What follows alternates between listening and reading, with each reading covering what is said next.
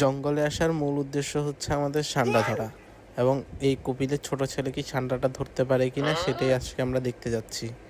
প্রথমে আমরা বিএমডব্লিউ করে চলে গেলাম আমাদের গন্তব্যস্থলে। মাঝখানে দেখা হয়ে গেল একটা এয়ারপোর্ট আলা কাকার সাথে।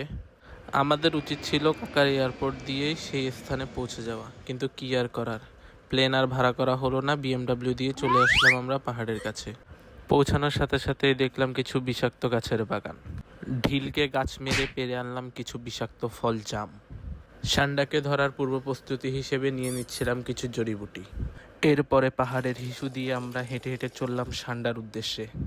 অবশেষে সান্ডার উপরে ডাল বসা দেখেই কপিলের ছোট ছেলে ছুটে গেল সেই ডালালা সান্ডাকে ধরতে, এবং অতি সাহসিকতার সাথে কপিলের ছোট ছেলে ধরে ফেলল সেই সান্ডা।